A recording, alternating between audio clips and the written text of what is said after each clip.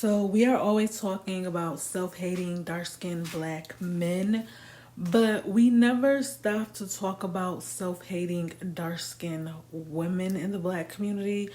People want to act like this is taboo, but it's just as common as it is with men.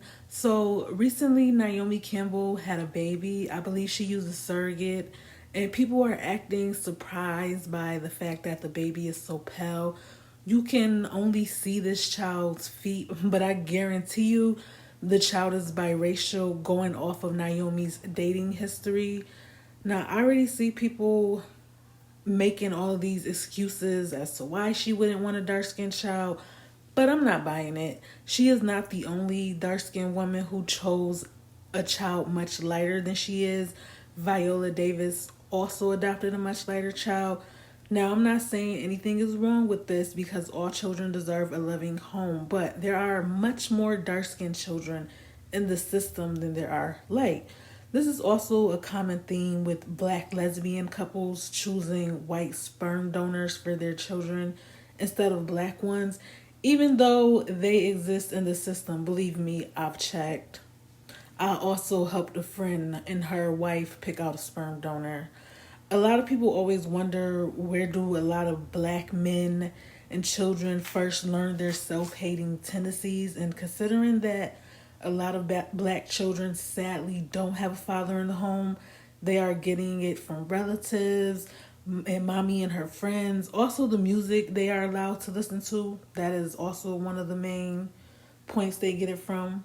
Like just a few years ago, people were dragging Beyonce and her mother because Matthew Knowles said Beyonce only got to where she was because she's light skinned, and how he thought Tina was a white woman when he first saw her. Mind you, Matthew had no problems benefiting from Beyonce's success, but wanted to say this about his own child after she no longer wants to deal with him. And also, Matthew's mother was a dark skinned woman who told him to date lighter women. And instead of dragging, well, we see who they took their anger out on. These kids will witness their mothers trash talking their daughter's hair and calling them nappy headed. They'll also see their mother talk shit about other dark skinned women. They'll see their mothers fawn over the light and mix kids with soft curly hair and light eyes. And they'll internalize that. The boys will start to romanticize about these girls and dream of starting families with them. As for the girls, they will start to look at these girls as enemies. One of my fondest childhood memories is a dark skinned boy who had dissed a girl his same complexion, but he tried to get with a light skinned black girl who told him he was simply not her type, but he would not let up and kept at it, harassing her. Eventually, he got his sister to lay hands on her for no other reason than being rejected. This is also a problem in our community, men feeling entitled to women who have no interest in them. And recently, this young lady came under fire for this post saying, the African man I want versus the African man that wants me. You see somebody say all these threads about colorism, featureism, texturism till it's a black man.